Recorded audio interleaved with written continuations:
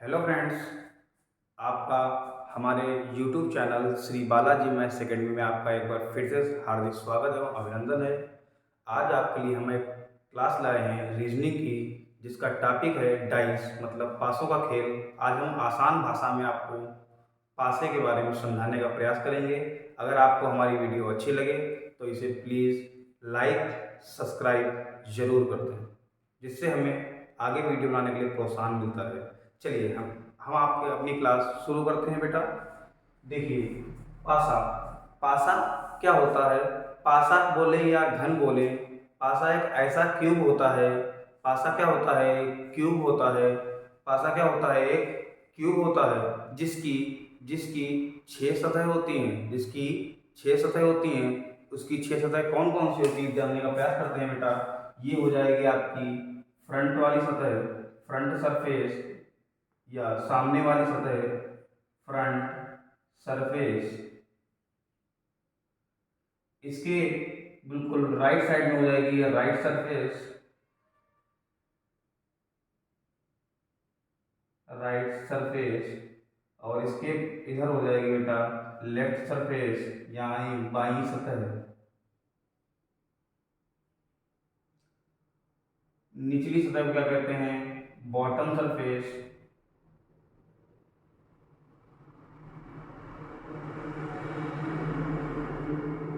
ऊपरी सतह को कहते हैं हम लोग टॉप सरफेस। और इसके पीछे जो हमें दिखाई नहीं पड़ रही है वो हो जाएगी आपकी बैक सरफेस।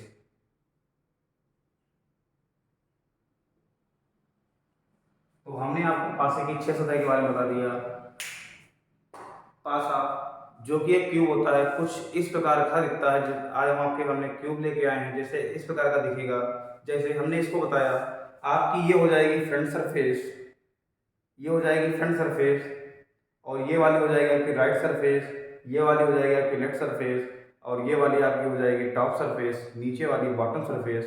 और इसके जो पीछे दी होगी ये वाली, जो हमने घुमा दिया आपको, तो पीछे वाली क्या हो जाएगी? Back surface. इसके बारे में आपको बता दिया हमने कि इसकी 6 सतह होती हैं। चाहे पासा बोल दो या आप उसे क्यूब बोल सकते हैं। और हम आपके एक पासा भी लेके आए हैं, उसको भी बारे में हम क्वेश्चन आपको बताएंगे कि पासे में किस प्रकार से जब आपको आगे पढ़ाएंगे। पासा भी आपके सामने उपस्थित है। चलिए, सबसे पहले देखिए हमारी लाइन क्या लिखी हुई है। पासे की हमेशा 3 निकटवर्ती सतह ही दिखेंगी, कभी भी विपरीत सतह नहीं दिखेगी। पासे की हमेशा 3 निकटवर्ती सतह ही दिखेंगी, कभी भी विपरीत सतह नहीं दिखेगी। इसका मतलब ये है कि जब पासा का फिगर हमारे पास दिया होगा तो हमेशा उसकी 3 निकटवर्ती सतह दी होंगी। जैसे आपको हम दिखाने का प्रयास करेंगे। अगर हम पासे को किसी भी प्रकार से पकड़ते हैं तो देखिए इसमें क्या दिख रहा है आपको? ऊपर दिख रहा है सिंगल अंक, मतलब पौ जिसे बोलते हैं। और इधर दिख रहा है 3, और इधर दिख रहा है आपका 2। मतलब क्या आप 3 के अलावा कोई भी सरफेस दे सकते हैं? तो बेटा आप नहीं दे सकते हैं। तो आपको दिख गया। कैसे भी इसको घुमा दीजिए, कैसे भी इसको घुमा दीजिए, जैसे हमने इसको घुमाने का प्रयास किया। तो अब हमारे पास फ्रंट पे आ गया आपका 6। तो बताइए लेफ्ट में क्या आ जाएगा? राइट में क्या आ जाएगा? 4। और टॉप पे क्या आ जाएगा? 5 आ जाएगा। चलिए अब बात करते हैं आगे की। तो मतलब आशय की हमेशा 3 निकटवर्ती सतह ही दिखेगी, कभी भी विपरीत सतह नहीं दिखेगी। और पासे में सबसे अच्छे क्वेश्चन बनते हैं आपके विपरीत सतह का पता लगाना। आपको पासे में 2 प्रकार के क्वेश्चन पढ़ते हैं। एक बंद पासे में बंद पासे का होता है विपरीत सतह का पता लगाना, और खुले पासे का खेल होता है कि पासे में कौन सी स्थिति सही है और कौन सी आकृति गलत दी हुई है। तो पहले हम लोग पढ़ेंगे, आज का कॉन्सेप्ट हमारा रहेगा बंद पासे में विपरीत सतह का पता लगाना। बेटा चलिए देखते हैं। अब बात करते हैं पासे के प्रकार की। पासे के प्रकार कितने होते हैं बेटा? पासे के आपके 2 प्रकार हो सकते हैं। कौन कौन से? एक हो जाएगा आपका मानक पासा, जिसे हम आदर्श पासा भी बोलते हैं, या इसे स्टैंडर्ड डाइस या आइडियल डाइस भी बोलते हैं। जो आपने लूडो वाला पासा देखा है, जो हमने आपको अभी दिखाया, जो आपने लूडो वाला पासा देखा है, ये आपका कैसा पासा होता है बेटा? मानक पासा। तो इसीलिए हमने इसमें क्या लिखा है? लूडो। मतलब आपको याद हो जाएगा कि मानक पासा हमेशा क्या होता है? लूडो वाला ही होता है। जब अब देखिए मानक पासा क्या होता है, इसकी परिभाषा हम दो तरीके से बताने का प्रयास करेंगे आपको। जब एक ही पासे की दो विपरीत सतहों का योग 7 हो, जब एक ही पासे की दो विपरीत सतहें का योग 7 हो, इसका मतलब क्या हो जाएगा, एक के विपरीत क्या होगा बेटा, एक के विपरीत क्या होगा, बोलेंगे आप लोग, एक के विपरीत 6 होगा कि नहीं होगा। हमने एरो दोनों तरफ लगाया है, इसका मतलब हो गया कि एक के विपरीत अगर 6 है तो 6 के विपरीत क्या होगा, 1 होगा। दूसरा इसका पेयर बनेगा बेटा, क्या बनेगा, 2 का विपरीत 5, मतलब 2 के विपरीत, 2 के अपोजिट सरफेस कौन सा होगा, 5 होगा। और इसका थर्ड कंडीशन बनेगी क्या आपकी, 3 के अपोजिट क्या होगा आपका, 4। तो आपने समझ गए कि अगर आप कहीं भी क्वेश्चन में मानक पासा दिया होगा तो हम लोग क्या सीधे सीधे ही बोल सकते हैं कि जिन दो फलकों का योग 7 हो, देखिए आप लोग दिख रहा है 1 + 6 = 7, 2 + 5 = 7, 3 + 4 = 7। मतलब आपको याद हो जाएगा सीधे सीधे ही, जैसे उसने कहा आपसे कि 4 के अपोजिट पता लगाइए तो आप तुरंत ही कह दोगे मानक पासे में या स्टैंडर्ड डाइस में या आदर्श पासे में 4 के अपोजिट क्या हो जाएगा, 3 हो जाएगा बेटा। समझ में आया। चलिए अब बात करते हैं दूसरी की। जब पासे की, क्योंकि देखो यार ये बेटा हो गया आपकी अपोजिट सतह के बारे में, लेकिन जब क्वेश्चन फ्रेम किया जाएगा, एग्जामिनर आपसे क्वेश्चन फ्रेम करेगा कि उसमें आपको अपोजिट सतह नहीं दी होगी, अपोजिट सरफेस नहीं दी होगी, विपरीत सतह नहीं दी होगी बेटा, तब आप लोग क्या करेंगे, उसका हम पता लगाएंगे कि ये मानक पासा है या नहीं। तो इसमें हम लिख देते हैं चेक करना है। ये फॉर्मूला कब लगाना है, जब हम लोग चेक कर रहे हों कि दिया गया पासा हमारा मानक है या आदर्श, दिया गया पासा हमारा मानक है या आदर्श है, या मतलब सामान्य पासा है, जिसके बारे में बात करेंगे हम जनरल डाइस के बारे में। चलिए पहले यहाँ पे हम बात कर लेते हैं। जब किन्हीं दो निकटवर्ती सतहों का योग 7 के बराबर ना हो, जब किन्हीं दो निकटवर्ती सतहों का योग 7 के बराबर ना हो तो यह मानक पासा होता है। इसका मतलब दो निकट सतहें, मतलब दो पास पास की सरफेस, चाहे इसकी इसकी बात कर लें या इसकी इसकी बात कर लें या इसकी इसकी बात कर लें या फिर इसकी इसकी कर लें, किसी भी दो कर सकते हैं। तो जरा बताओ, आपको हमने छोटा पासा बनाने का प्रयास किया है जिसमें हमने अभी डिजिट नहीं लिखे हैं क्योंकि डिजिट कोई भी हो सकते हैं, तो इसमें हमने ABC डाल दिया है। तो हमने बता दिया कि A + B का योग 7 नहीं होना चाहिए, 7 से कम भी हो सकता है और 7 से ज़्यादा भी हो सकता है। अभी हम आपको बताएंगे B + C का योग 7 नहीं होना चाहिए और B + C का योग 7 नहीं होना चाहिए। चलिए इसके हम एग्जाम्पल देने का प्रयास करेंगे। अभी आप लोग बच्चे बताएंगे फिगर देख के ही कि दिया गया पासा मानक है या नहीं, दिया गया पासा मानक है या नहीं। हमने एक पासे को डिजाइन किया हुआ है जिसमें हमने, बताइए,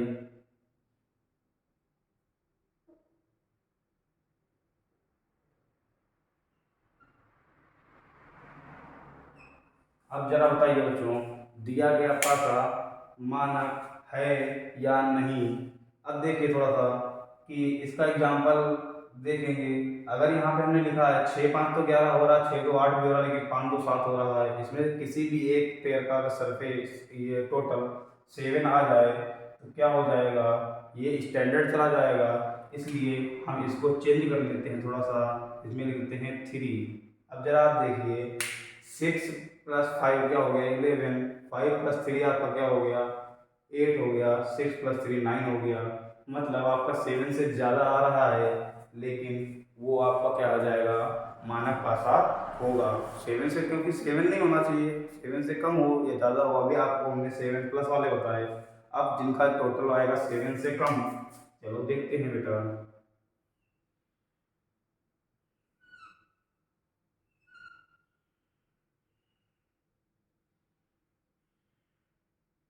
देखिए जैसे यहाँ पे 1 लिखा हुआ है, यहाँ पे 3 लिखा हुआ है, यहाँ पे 2 लिखा हुआ है।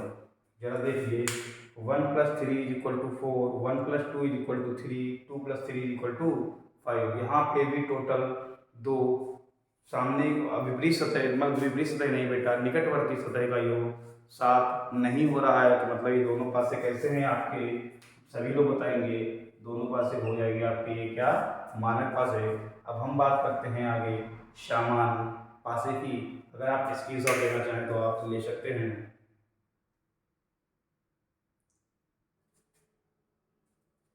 चलिए, अभी हमने आपको बता दिया है आपको कि मानक पासा क्या होता है। अब इसका सेकंड टाइप पढ़ लेते हैं आपको हम, सामान्य पासा।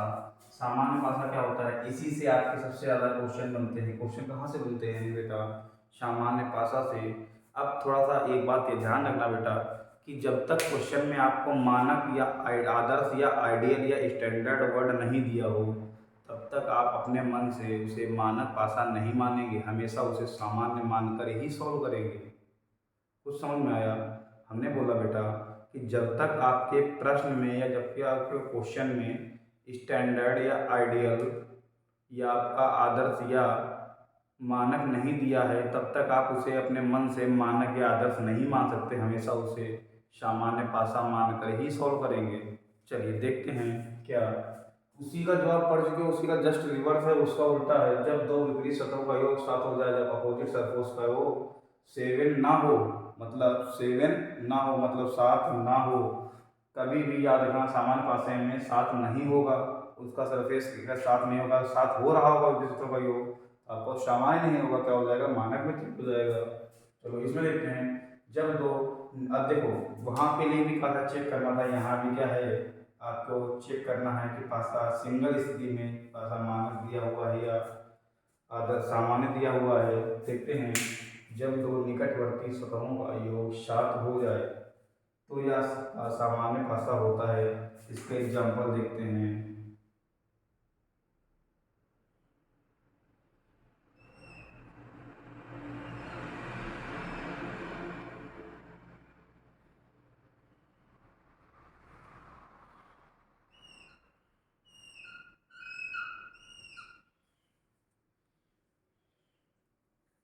इसके एग्जाम्पल देखते हैं, जैसे 3, 4,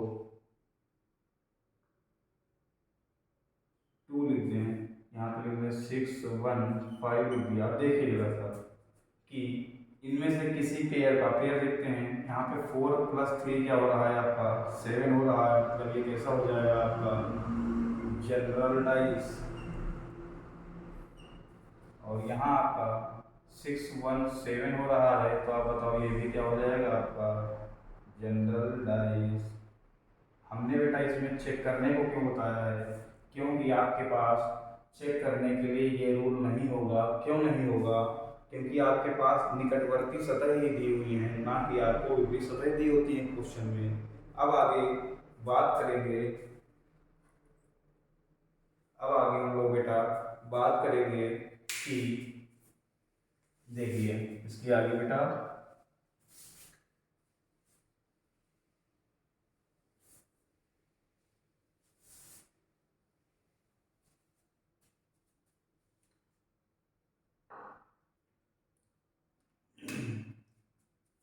अब देखो बेटा, अब हम लोग इसकी बात करेंगे कि पासे में कॉन्सेप्ट कितने होते हैं।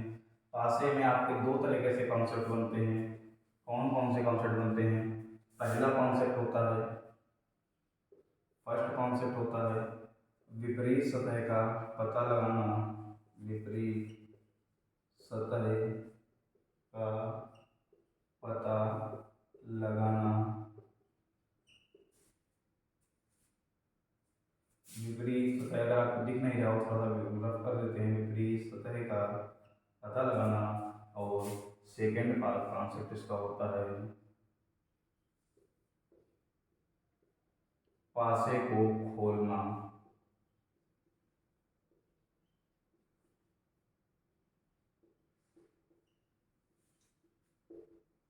और मोड़ना। पासे को खोलना और मोड़ना, यहाँ पे विपरीत सतह का पता लगाना। इसका मतलब ये आपका पासा कैसा होगा, बंद पासा होगा आपका, कैसा होगा, बंद पासा होगा। चलिए, अगर इतना समझ में आ गया हो तो हम लोग आज अपने कॉन्सेप्ट पे बात करते हैं कि विपरीत सतह का पता लगाना। तो कॉन्सेप्ट डाल दीजिए। पहला कॉन्सेप्ट आपका होगा विपरीत सतह का पता लगाना। मतलब ये कॉन्सेप्ट पे आज हम लोग बात करेंगे ये कि विपरीत सतह का हम लोग पता कैसे लगाते हैं। विपरीत सतह का पता लगाना।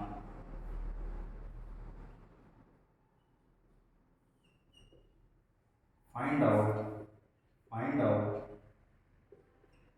अपोजिट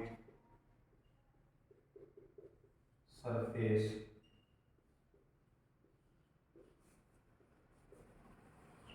चलिए, अब इसके लिए कुछ नियम दिए गए होते हैं। तो हम लोग पहला नियम देखते हैं।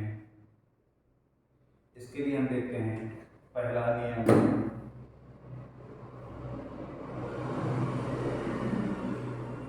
नियम नंबर 1। अब देखिए थोड़ा सा, नियम नंबर 1 आपका क्या कहता है कि जब पासे की दो स्थितियां दी हों, जब एक ही पासे की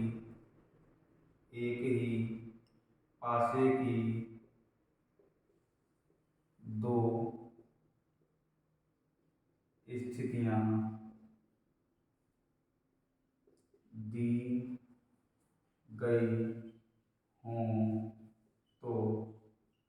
तो विपरीत सतह का पता कैसे लगाते हैं। तो हम लोग देखिएगा, जब एक ही पासे की दो स्थितियां दी गई हों एवं उनके स्थान भी समान हों, उनके स्थान भी समान हों। अभी हम समझाएंगे, पूरा प्रयास करेंगे।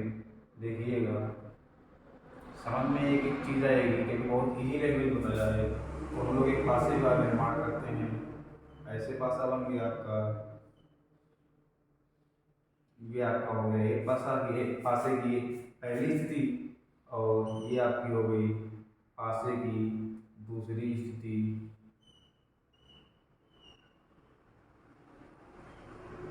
पासे की दूसरी स्थिति जरा हम लोग देखेंगे इसमें कि हमने बताया जब एक ही पासे की दो स्थितियां दी हों। तो आपके सामने एक स्थिति ये है, एक स्थिति ये है, दो स्थितियां दी हुई हैं एवं उनके स्थान भी समान हो। स्थान एवं सतह, जब उनके स्थान एवं सतह, बेटा ऐसे कर लो थोड़ा सा, स्थान एवं सतह, स्थान एवं सतह, सतह मतलब सरफेस भी समान हो। देख लीजिए, मतलब सतह मतलब सतह का दिया गया अंग ही तो समान होगा, क्योंकि घन में सतह होती है और फंसे में क्या होता है, उसका अंग समान होगा। सतह का मतलब क्या हो जाएगा आपका अंक। देखिए, जैसे यहाँ पे अगर हमने 6 लिखा है तो यहाँ भी 6 दिया गया क्वेश्चन के अकॉर्डिंग, और इसने कह दिया आपका ये 5, ये 3, और यहाँ पे इसने कह दिया बेटा कि ये आपका 1 हो जाएगा, ये आपका 1 हो जाएगा, ये आपका 2 हो जाएगा। तो जरा हम लोग आप लोग बताएंगे कि अब देखिए, अब जो आपका स्थिति नियम नंबर 1 कह रहा है, जब एक ही पासे की दो स्थितियां दी गई। देखिए, पासा 1, स्थितियां 2, उनके स्थान एवं सतह। स्थान का मतलब अगर ये ऊपर लिखा है तो ये भी ऊपर ही लिखा है, ये अगर राइट में होता तो ये भी राइट में होता, क्योंकि ये जो समान वाला अंक है ये क्या हो, स्थान एवं सतह का अंक समान हो। सतह का अंक भी समान है, तो बताइए लेफ्ट वाला लेफ्ट के बराबर होगा, लेफ्ट टू लेफ्ट जा रहे हैं हम लोग हैं, और राइट वाला राइट के समान विपरीत होगा।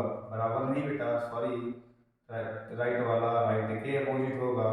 इसका मतलब हो गया क्या कि यहाँ पे 5 का अपोजिट है आपका 1 और 2 का अपोजिट है आपका 3। तो आप लोग इतनी बात समझ गए होंगे, उम्मीद है। इसका मतलब आप ये भी समझ गए होंगे बेटा कि यहाँ पे 5 का अपोजिट 1 दे रखा है तो 1 का अपोजिट 5 होगा, 2 का अपोजिट 3 दे रखा है तो 3 का अपोजिट 2 होगा। अब आपके सामने पासे में होती हैं 6 अंक, 6 सरफेस, 6 अंक होते हैं, मतलब 6 सतह होती हैं। आपके पास कितनी है, 1 2 3 4, और ये तो कॉमन ही है, ये 6 नहीं गिनेंगे, ये क्या हो जाएगी कॉमन, मतलब आपका 5 सतह दी गई हैं। तो आप लोग सभी लोग जानते होंगे कि 6 के अपोजिट जो होगा वो इसमें सामने लिखा नहीं हो। अब बताइए इसमें कौन सा अंक नहीं लिखा है, तो आपको पता है 1 2 3, लेकिन 4 यहाँ पे नहीं है, तो मतलब 4 आपका क्या हो जाएगा, अपोजिट हो जाएगा 6 के। समझ में आया या नहीं आया? आप लोग स्क्रीनशॉट ले सकते हैं। फिर देखिए आगे नियम नंबर 2।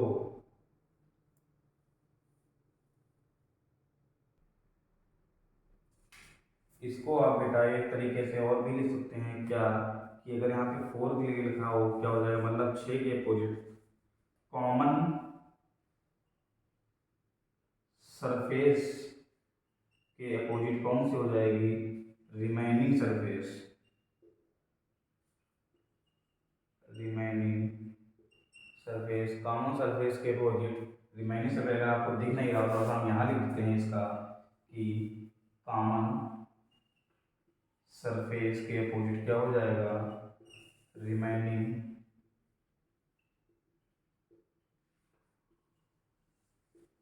सरफेस, मतलब उभयनिष्ठ सतह के अपोजिट क्या हो जाएगी आपकी, शेष बची। शेष जो आपको मतलब बची का मतलब फिगर में नहीं दिख रही, शेष बची सतह मतलब जो आपके फिगर में नहीं दिख रही है, मतलब यहाँ पे 6 आपकी क्या हो जाएगी, कॉमन सरफेस मतलब उभयनिष्ठ सतह, और आपकी शेष बची सतह आपको जो नहीं दिख रही हो जाएगी 4। चलिए अब हम लोग बात करते हैं अपने नियम नंबर 2 की।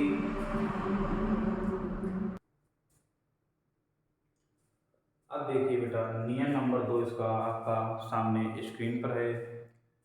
जब दो जब किसी दो आकृतियों की एक सतह समान हो, आप एक सतह समान वाला पढ़ रहे थे तो उसी का दूसरा नियम लेके आए हैं। उसमें आपके पहले में नियम पढ़ा था आपने, स्थान समान है, लेकिन दूसरे में क्या था आपका बेटा, स्थान भिन्न भिन्न है।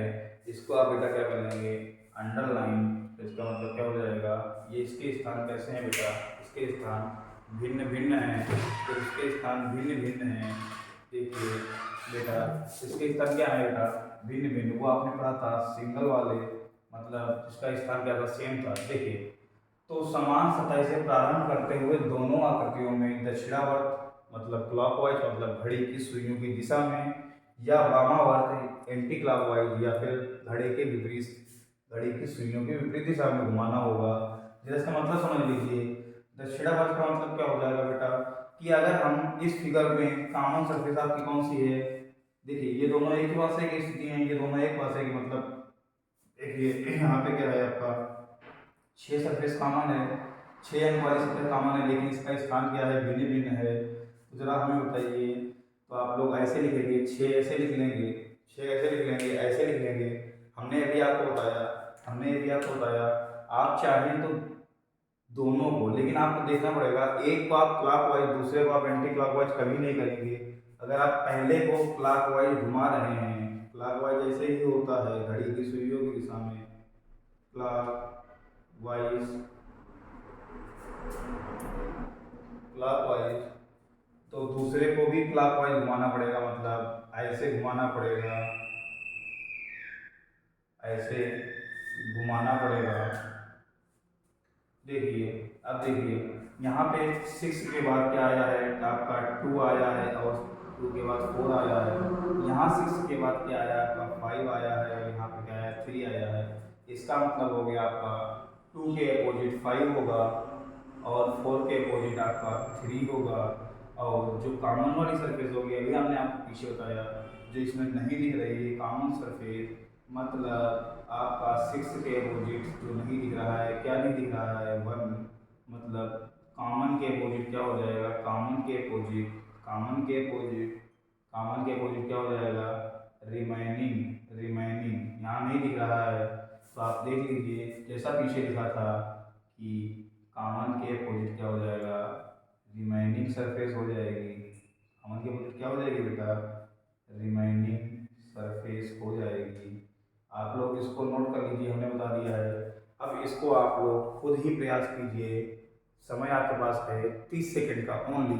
आप कॉपी पेन उठाइए, जल्दी से करने का प्रयास जल्दी से करने का प्रयास कीजिए, नहीं तो आप वीडियो को पुश कर सकते हैं। फिर भी हम बता दे रहे हैं कुछ बच्चों के लिए। जैसे यहाँ पे आपको सबसे पहले देखना होगा सतह क्या हो, सतह का अंक एक समान हो, यहाँ पे समान अंक क्या मिल रहा है आपको, 5 मिल रहा है। क्या मिल रहा है बेटा, 5 मिल रहा है। चलिए, ये हमने आपको क्लॉक वाइज से घुमाया था, ये भी तो क्लॉक वाइज है, ये भी क्लॉक वाइज है।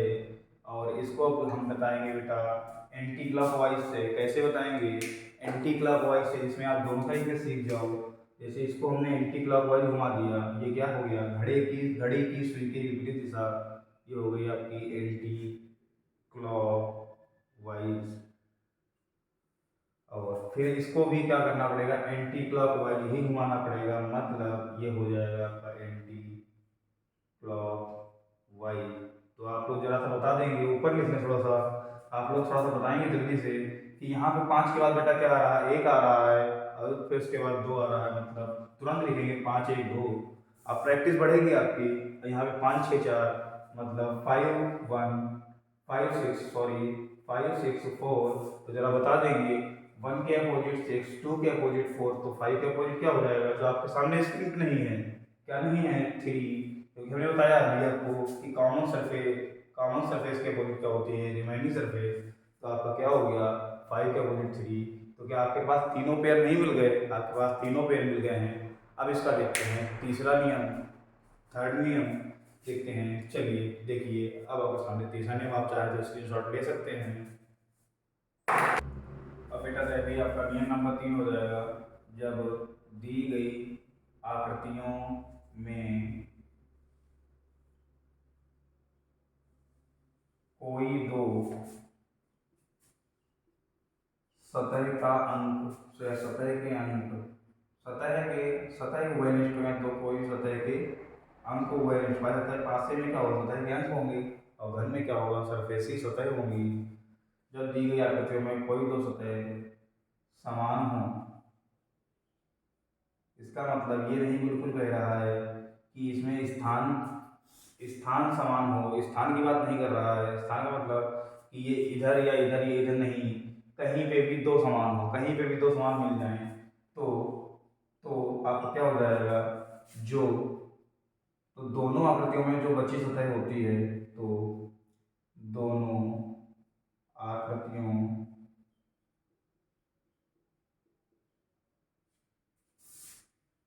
में जो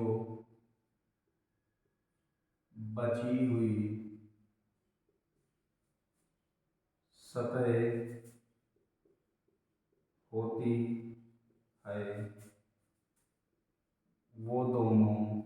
वो दोनों आपस में विपरीत होती हैं, विपरीत होती हैं। देख लीजिए, अब थोड़ा सा आपको फिगर समझ में जल्दी से आ जाएगा।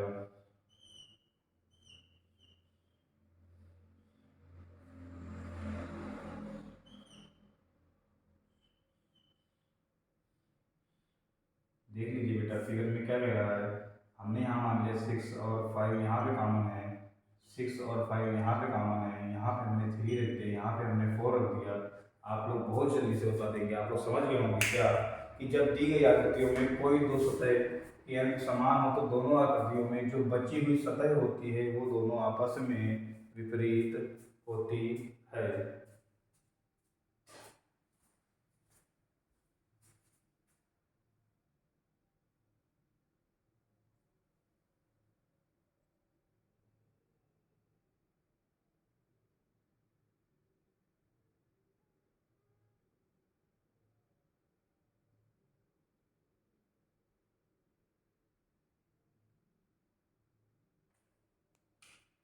तो आप लोग बेटा इस फिगर में देख सकते हैं कि 6 और 5 दोनों क्या है, कॉमन है, मतलब दोनों सतह क्या, दो सतह समान है, तो बताओ 3 के अपोजिट क्या हो जाएगा आपका 4, इसमें क्या हो जाएगा 3 के अपोजिट 4 हो जाएगा। अब इसमें थोड़ा ध्यान रखना, इस स्थिति से आप केवल एक अंक ही आपस में विपरीत है, इस बात के लिए बिल्कुल श्योर हैं, इस बात के लिए बिल्कुल श्योर हैं। लेकिन आप ये नहीं बता सकते हैं कि इसमें 6 के अपोजिट या 5 के अपोजिट कौन सा अंक होगा, या फिर 6 और 5 या 1 के अपोजिट कौन सा अंक होगा, ये आप नहीं बता सकते हैं। इसके लिए हम आपको जब क्वेश्चन करवाएंगे तब आपको हम लोग सिखाएंगे। तो आज आपने रिवाइज किया, थोड़ा सा हम आपको रिवाइज करवा देते हैं कि आपने पासे को पढ़ा, पासे के चैप्टर को पढ़ा। पासे में हमने आपको पढ़ाया कि दो कॉन्सेप्ट पे क्वेश्चन बनते हैं। पहला कॉन्सेप्ट आपका होता है विपरीत सतह का पता लगाना, और दूसरा कॉन्सेप्ट आपका होता है कि पासे को खोलना और मोड़ना। पासे को बंद पासे की विपरीत सतह का पता लगाने की स्थिति हमने बता दी है। उम्मीद है आप लोग क्वेश्चन को सॉल्व करने का प्रयास करेंगे, नहीं तो हम आपके लिए एक इसकी क्लास अभी और आएगी आपके पासे को खोलना और मोड़ना की। उसके बाद हम आपको आपके इस टाइप के सारे क्वेश्चन लेकर आएंगे जो कि आपको सॉल्व करने का प्रयास करवाएंगे। तो आप लोग देखेंगे कि आप बहुत ही आसानी से अपने क्वेश्चन को सॉल्व कर सकते हैं। इसके लिए आपको कोई भी मेहनत नहीं करनी पड़ेगी। आपको क्या करना है, केवल इस जो 3 नियम हमने लिखवाए हैं उन्हीं को ध्यान से पढ़ते हुए सारा पूरा पासे का खेल इन्हीं 3 नियमों पर आधारित हम बताएंगे। कोई भी आपको हम चौथा नियम नहीं बताएंगे बेटा। तो आप लोग इस नियम को पढ़िएगा, और अगर आपको हमारी क्लास अच्छी लगी हो तो please like, share and subscribe जरूर कीजिएगा। अब मिलते हैं रीजनिंग की अगली क्लास में, तब तक के लिए नमस्कार, जय हिंद।